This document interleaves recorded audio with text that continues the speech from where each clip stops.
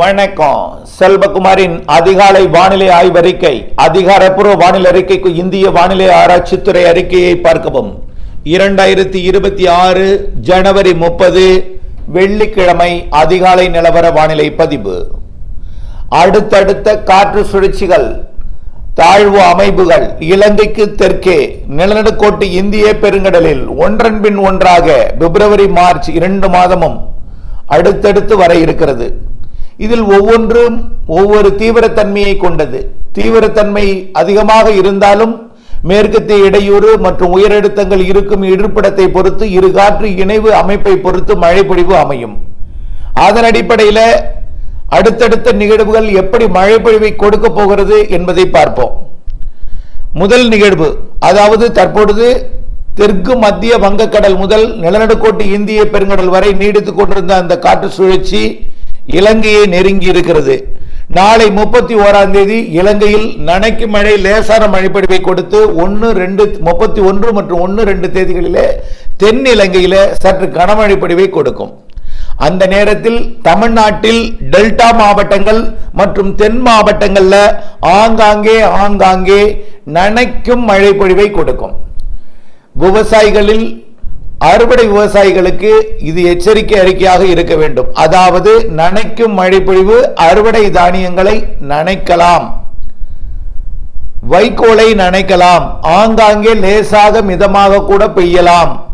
தென் கடலோரம் வாய்ப்பு 1ஆம் தேதி 2ஆம் தேதி உறுதியாக தெரிகிறது. உள்ளேயும் சற்று முன்னேறி ஆங்காங்கே லேசான மிதமான மழை பொழிவை ஒரு சில இடங்களில் கொடுக்க வாய்ப்பு இருக்கிறது. தென் மாவட்ட மேற்கு தொடர்ச்சி மலை வரைக்கும் நனைக்கும் மழை லேசான மழை பொழிவை கொடுக்கும். டெல்டா மாவட்டங்களில், அதாவது கடலோர பகுதிகள் தொடங்கி சற்று முன்னேறினால் அது பரங்கிப்பேட்டை வரைக்கும் தான், அதுக்கு தெற்கே தான் இந்த சுற்றின் மழைப்பொழிவு. இந்த நிகழ்வால் மழைப்பொழிவு டெல்டா மாவட்டங்கள் மற்றும் தென் மாவட்டங்கள். டெல்டாவில் கடலோரம், தென் உள்பகுதி உறுதியாக தெரிகிறது. ஆங்காங்கே நனைக்கும் மழை, லேசான மழை, ஓரிரு இடங்கள்ல மிதமானது முதல் சற்று கனமழை. ஓகேயா?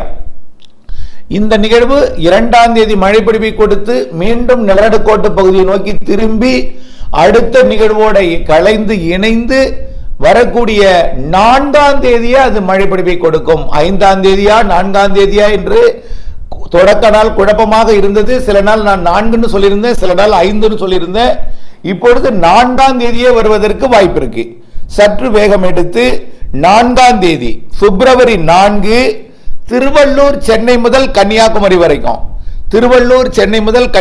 வரைக்கும் கடலோர பகுதிகள் மற்றும் கடலோர மாவட்டங்களின் சற்று உள்பகுதிகள் வரைக்கும் கூட, அதையும் தாண்டி கடலோர மாவட்டங்களுக்கு உள்ளே இருக்கக்கூடிய அரியலூர், கள்ளக்குறிச்சி, திருவண்ணாமலை மாவட்டத்தின் கிழக்கு பகுதி, கள்ளக்குறிச்சி மாவட்டத்தின் கிழக்கு பகுதி, அரியலூர் மாவட்டத்தின் பகுதிகள், சிவகங்கை மற்றும் திருச்சி மாவட்டம், தஞ்சாவூர் மாவட்டத்தின் உள்பகுதிகளுக்கு கூட, அப்படியே தென் மாவட்டங்களுக்கும் அது வரக்கூடிய பிப்ரவரி 4, 5, 6, 7 தேதிகள்ல 4, 5, 6 டெல்டா மாவட்டங்கள் மற்றும் வடகடலோர மாவட்டங்கள், 7ஆம் தேதி தென் மாவட்டங்கள் நனைக்கும் மழை முதல் மிதமான மழை வரை ஆங்காங்கே இருக்கும். இது அதாவது வரக்கூடிய 31, 1, 2 தேதிகளில் வரக்கூடிய நிகழ்வை காட்டிலும் 4, 5, 6 தேதிகளில் வரக்கூடிய நிகழ்வு சற்று கூடுதல் பரப்பில் மழை பொழிவை கொடுக்கும் என்பது கிட்டத்தட்ட உறுதியாகி இருக்கிறது. திருவள்ளூரை விட சென்னைக்கு கொஞ்சம் கூடுதல் மழையையும், எல்லாமே நான் சொல்லியிருக்கிற மழையை பாருங்க, பெரிய அளவிலே பெருக்கெடுத்து ஓடும் மழை அல்ல, நனைக்கும் மழை முதல் லேசான மழை, ஆங்காங்கே மிதமான மழை பொழிவிற்கும் வாய்ப்பிற்கு. ஒரு சில இடங்களில், ஓரிரு இடங்களில் கண்டிப்பாக மிதமானது முதல் சற்று கனமழை, மிதமானது முதல் சற்று கனமழை, இரு இடங்களில் ஏதேனும் சில மாவட்டங்களிலே இருக்கும். ஆக மழை குறித்த முன்னறிவிப்பு என்பது மழையை எதிர்நோக்கி இருப்பவர்களுக்கு நனைக்கும் மழை, லேசான மழை, ஓரிரு இடங்கள்ல மிதமான மழைப்பொழிவு, ஒரு சில இடங்கள்ல மிதமான மழைப்பொழிவையும் ஓரிரு இடங்கள்ல சற்று கனமழை பொழிவையும் இருக்கும் என்று சொல்லி இருக்கிறோம். அதாவது எந்த இடத்துல பெய்யும் என்பது அந்த நேரத்தில் வரக்கூடிய இரு காற்று இணைவின் செட்டிங்கை பொறுத்து தான் அமையும். ஏனென்றால் இமயமலையிலிருந்து, அதாவது ஒட்டுமொத்த உலகத்தில் சுற்றி கொண்டிருக்கூடிய காற்று ஏதேனும் ஒரு இடத்துல அது வழித்தடத்தை மாற்றும் பொழுது, அதோட சுழற்சியில தீவிரத்தை மாற்றும் பொழுது அருகருகே இருக்கக்கூடிய எல்லா அமைப்புலையுமே மாற்றங்கள் ஏற்பட்டு கொண்டே வரும். அதோட தொடர்ச்சியாக இமயமலையில் இருக்கக்கூடிய அமைப்பில் மாற்றம், தீவிரத்தன்மையில் மாற்றம் ஏற்படும். வட இந்திய நிலப்பகுதியில் இருக்கக்கூடிய காற்றழுத்த தாழ்வு நிலையில் மாற்றம் ஏற்படும்.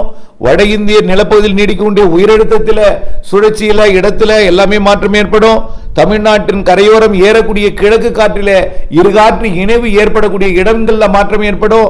நிலநடுக்கோட்டு இந்திய பெருங்கடலில் இருக்கக்கூடிய நிகழ்வு முன்னேறி வருவதில் நிலநடுக்கோட்டுக்குலையா அல்லது நிலநடுக்கோட்டுக்கு வடக்கேயா, இலங்கைக்கு தெற்கேயா, இலங்கையை ஒட்டியா, இந்த மூன்று வழித்தடம் தான். இலங்கை மீது ஏறாது இப்பொழுதைக்கு. இந்த ரெண்டு நிகழ்வு இலங்கை மீது ஏறாது.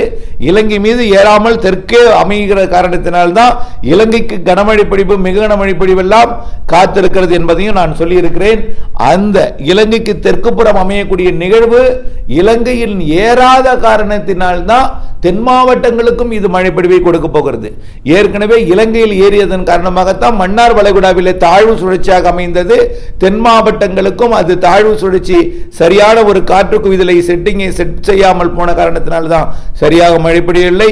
ஆனால் இந்த நிகழ்வு டெல்டா மாவட்டங்கள், தென் மாவட்டங்கள், வடகடலோர மாவட்டங்கள், அதாவது 1ஆம் தேதி 2ஆம் தேதி டெல்டாவிற்கு தெற்கே உள்ள தென் மாவட்டங்கள், நாளை இந்த 6 நிகழ்வு வடகடலோரம் மற்றும் டெல்டா, வட உள்பகுதியில் சிலம் கடலோரத்திற்கு ஒட்டியுள்ள மாவட்டங்களின் அருகிலே, அடுத்தது டெல்டாவை ஒட்டியுள்ள மாவட்டங்களுக்கு கிழக்கு பகுதி மற்றும் தென் மாவட்டங்களின் கடலோரம் மற்றும் தென் மாவட்ட மேற்கு தொடர்ச்சி மலை ஆங்காங்கே அது மழைப்பொழிவை கொடுக்கும். அதிகபட்ச மழைப்பொழிவு ஓரிரு இடங்களில் சற்று கனமழை, ஒரு சில இடங்களில் மிதமானது முதல் சற்று கனமழை, பரவலாக ஆங்காங்கே சற்று பரவலாக நனைக்கும் மழை, லேசான மழை, பெரும்பாலும் தூறல் பல இடங்களில் இருக்கும். மேகமூட்ட வானிலை தமிழ்நாடு முழுவதுமே இருக்கும். பெரும்பாலும் அந்த கர்நாடக எல்லையோரம் தவிர்த்து பிற மாவட்டங்கள் எல்லாமே வரக்கூடிய 30, இன்றைக்கு தான் 30, நாளை 31 மற்றும் 1-2 தேதிகளில் மேகமூட்டம் காணப்படும்.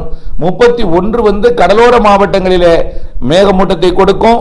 அடுத்தது 1-2 தேதிகளிலே கடும் மேகமூட்டம் தென் மாவட்டங்கள், டெல்டா மாவட்டங்கள் அமையும். கடும் மேகமூட்டம் அறுவடை விவசாயிகளுக்கு அச்சுறுத்தும். அப்பொழுதும் ஆங்காங்கே தூறலை கொடுக்கும். 31, 1-2 தேதிகளில் கடுமையான மேகமூட்டம் காணப்படும். அடுத்தது 4, 5, 6, 7 தேதிகளில் ஒட்டுமொத்த வடகடலோரம், வடவுள் பகுதியே தமிழ்நாட்டில் பெரும்பாலான மாவட்டங்கள் மேகம் சூழ்ந்து கடுமையான ஒரு மிரட்டி கொண்டு மழை வருவது போன்ற இருக்கும். ஆனால் அது அனைத்து மாவட்டங்களுக்கும் மேகமூட்டத்தை கொடுக்குமே தவிர கடலோர மாவட்டங்களுக்கு மட்டும் நனைக்கும் மழை, லேசான மிதமான மழைப்பொழிவை ஆங்காங்கே கொடுக்கும். இந்த நிகழ்வுக்கு பிறகும் நிகழ்வு இருக்கிறது. அடுத்த நிகழ்வு 12, 13 தேதிகளில் இலங்கையின் தெற்கு பகுதிக்கு மட்டும் மழைப்பொழிவை கொடுக்கும்.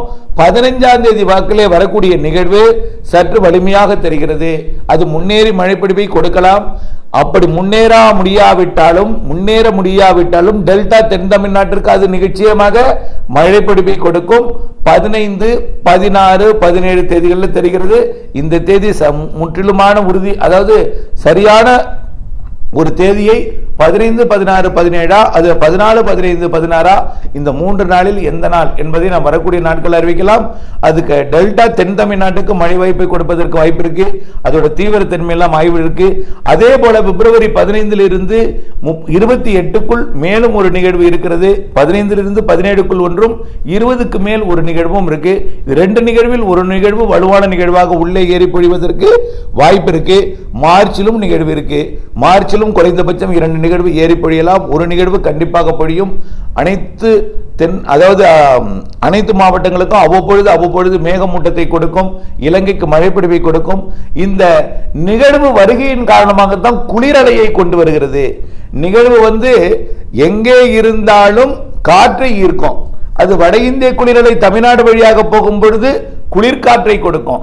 கிழக்கு காற்றை கொண்டு வரும்பொழுது, அது வடகிழக்கு காற்றை கொண்டு வரும்போது ஓரளவு குளிர் காற்றை கொடுக்கும். கிழக்கு காற்றை கொண்டு வரும்பொழுது சற்று புழுக்கமான வானிலையை கொடுக்கும். இரு காற்று இணைவு ஏற்படும் இடத்துல மழைப்பொழிவை கொடுக்கும். இதுதான் செட் ஆவதை பொறுத்து மழைப்பொழிவு இருக்கிறது. கண்டிப்பாக இந்த நிகழ்வு நெருங்கி வரக்கூடிய அந்த மழைப்பொழிவு தொடங்கக்கூடிய நாட்களுக்கு முன்பெல்லாம் குளிர் கூடுதலா இருக்கும். இன்னைக்கு கொஞ்சம் குளிர் கூடுதலா இருக்கு, நாளைக்கு அதிகாலை இன்றைக்கு இரவும் குளிர் கூடுதலா இருக்கும். அடுத்தது மழைப்பொழிவு தொடங்கும் வரைக்கும் அதிகாலையில் குளிர் இருக்கும், மூடுபனியும் இருக்கும் சில இடத்துல, சில இடங்கள்ல உள் மாவட்டங்கள்லாம். அடுத்தது 4ஆம் தேதி தொடங்கக்கூடிய மழைக்கு 3ஆம் தேதி 2ஆம் தேதியும் குளிர் கூடுதலா இருக்கும். 3ஆம் தேதி 2ஆம் தேதி 2, 3 குளிர் கூடுதலா இருக்கும். 4ஆம் தேதி மழை தொடங்குவதற்கு முன்பே குளிரும் மூடுபனியும் ஆங்காங்கே உள்ளே இருக்கும். கடலோரத்தில் குளிர் பனி, அதாவது சாரல் பனி, குளிர் வானிலை நிலவும். அது கிழக்கு மற்றும் வடக்கு காற்று, அதாவது குளிர் காற்று வெப்பநீராவி இணையும் இடத்துல மழைப்பொழிவை கொடுக்கும், இணையாத இடத்துல குளிரை கொடுக்கும். சில இடங்கள் கடலோரத்தில் கிழக்கு காற்றை கொடுக்கும், இலங்கையில் நல்ல மழைப்பொழிவை கொடுக்கும். இதுதான் வானிலை. மீண்டும் ஒரு முறை, குளிரும் பனிப்பொழிவும் இணைந்த வானிலை தான் வரக்கூடிய நாட்கள்ல. இதுல மழைப்பொழிவு நாட்கள் நனைக்கும் மழையிலிருந்து ஓரிரு இடங்கள்ல மிதமானது முதல் சற்று கனமழை வரை கொடுக்கக்கூடிய நாட்கள் 31-1-2 அது டெல்டா தென் தமிழ்நாடு. 4-5-6 வடகடலோரம் டெல்டா தென் தமிழ்நாடு. வடகடலோரத்தில் சற்று உள்ளேயும் முன்னேறி கொடுக்கலாம், டெல்டாவிற்கு சற்று முன்னேறியும் கொடுக்கலாம். ஆனால் மேகமூட்ட அனைத்து மாவட்டங்களுக்கு இருக்கும். இதுதான் வானிலையின் சுருக்கம். இணைந்தே இருங்கள் அப்டேட்ஸுடன். அறுவடை விவசாயிகளுக்கான அறிக்கை இது. அறுவடையை அந்த நனைக்கும் மழை, லேசான மழை, மிதமான மழை இருக்கக்கூடிய நாட்களிலே அறுவடையை திட்டமிட்டுக் கொள்ள அன்போடு கேட்டுக்கொள்கிறேன். இணைந்தே இருங்கள் அப்டேட்ஸுடன். நன்றி.